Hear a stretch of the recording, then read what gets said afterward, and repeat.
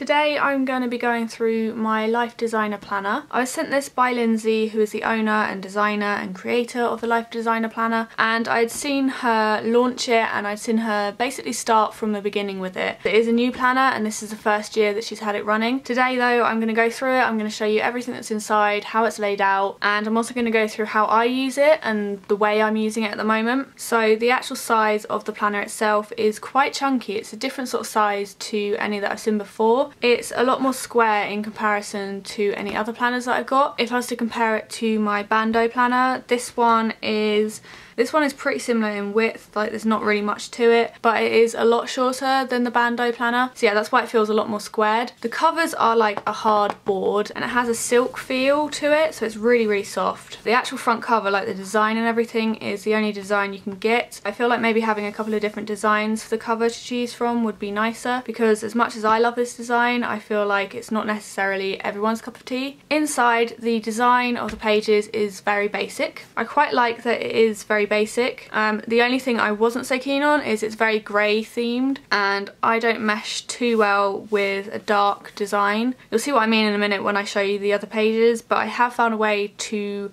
make them nicer, I suppose. So yeah, I'll show you that in a little bit. But first of all, over here there is a wish list for 2016.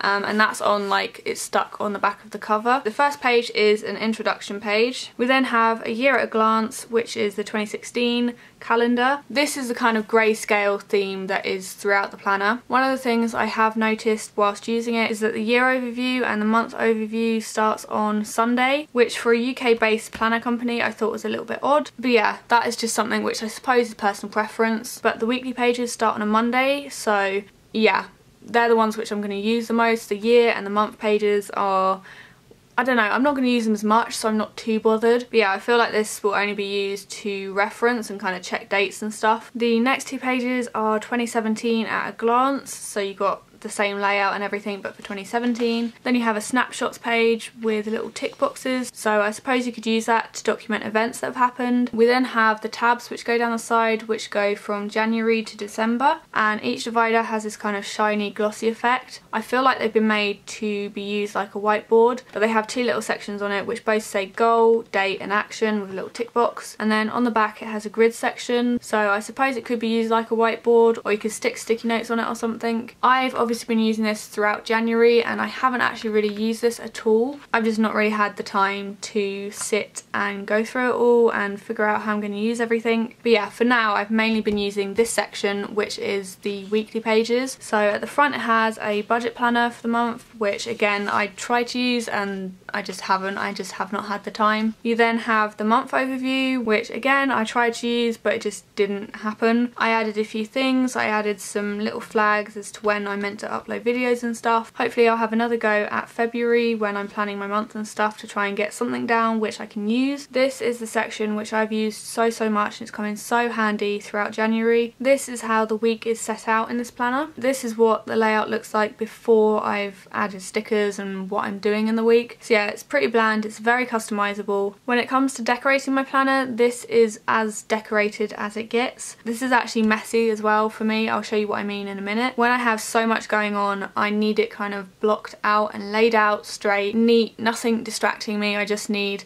this is this is that. So this is kind of how it turns out. This was the first week I had and I tried to decorate it so I had a colour each day, but the stickers I had only had 3 of each colour. So on the last section I had to change the colour, which really irritated me. But these stickers which I used on this first week were from Mama's Got a Plan on Etsy, and these came in like big sheets. I've just kind of cut them down so they fit in my little planner bag. But yeah, they obviously look very similar in colour, but they're kind of like ombre, so there's actually only 3 of each shade. This shop is also in the US, so I was on the hunt for kind of a UK shop which did the little coloured banners but more of each colour. So yeah, that was the first shop, which I do recommend. Her prices are really reasonable. So that's how I decorated the first week.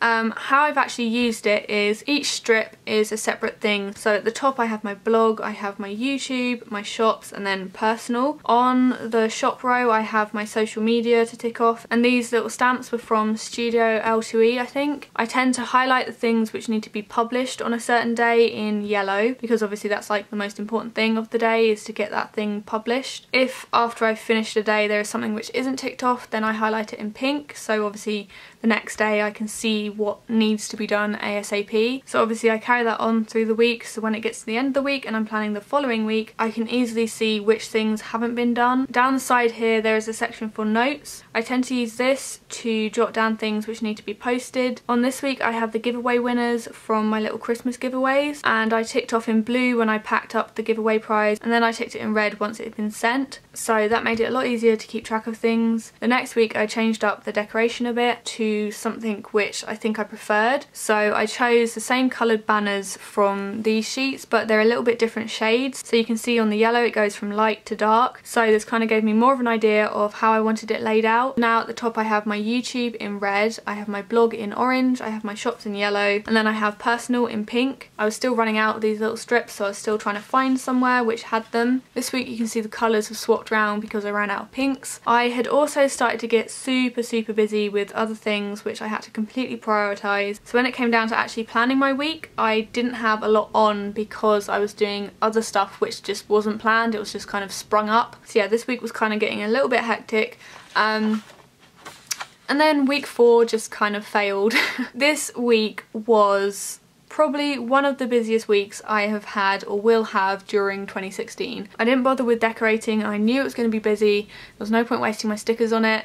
I just used it to kind of jot down things which I needed to just get down somewhere. At the side here I used this to jot down things that I'd sent to someone. I also wrote down the 10k giveaway winners for my YouTube channel, which I've actually only heard back from Gabriella. I might as well say now, if you are any of these 2 people, I need to hear back from you so I can send your prizes out. I'm pretty sure I contacted Thoughts and Nonsense on YouTube, and I contacted Hannah on Instagram because I couldn't contact her on YouTube. If you're any of those 2 people, I really need to hear back from you so I can get your prizes sent out. But yeah, this is how this week turned out. I really couldn't do much else. I had no time whatsoever. This was last week, which was the last week of January. This week I had run out of stickers to use from these sheets. There was just I wasn't so keen on the colours, they were more darker colours and I didn't want it all dark, so instead I used these stickers which are from Handcrafted by Cherie. When she sent me the prizes for the 10k giveaway, she sent a little bundle which was for me as well, and these were a couple of the sheets which were in it. They're a little different in size compared to the other ones. These ones are a lot thinner than these ones. I honestly don't really have a preference, they both do the exact same job. So she sent me these, which was completely unexpected because I'd already found a friend who was going to print me off these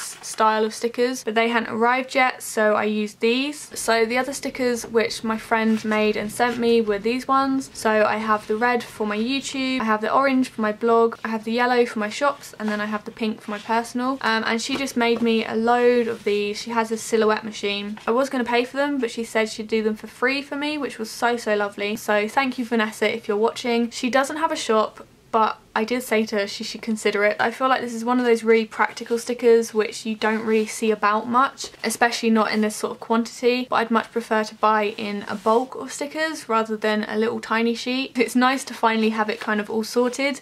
I feel like during January I was going through so many changes and I was kind of learning how I wanted to use this planner, and now going into February I feel like I know what I'm doing. So yeah, that is how I'm decorating and using my planner. I'm now going to finish just kind of going through the planner and showing you what else is in here. The months are pretty much the same, you have the exact same layout during all of them. I love how the colour changes, but it kind of stays with the same sort of colour theme. At the end of the planner, after all the diary pages and everything, there is a few extra tabs. The first tab is lists, which has a few different list pages. So you've got projects, which has project and detail. You've got gift ideas, which has name, gift, occasion and price. Places to visit and things to do, destination and details. Things to bake and cook, food, source of recipe and remarks. Books, title, author and remarks. And then movies, title, format and remarks. You then have special dates, which has a section for each month, and then it has date and then obviously the month. There's then note paper, which just has some blank paper, and then it's got some grid paper, And then you've got stickers, and in here there is a sheet of these little flags. There's then a sheet of arrows. There's 2 sheets of these quote stickers, and then at the very back there is the wish list for 2017. So yeah, that is the Life Designer Planner. Like I said before, this is the first year that it's been running. I'd love to know in the comments what your thoughts are on it, what you liked about it, what you don't like about it. Personally, I really like it. I think it's just such a well put together planner. I hope you enjoyed seeing it and having a look at how I use it. Thank you guys so much for watching, and I'll see you in my next video.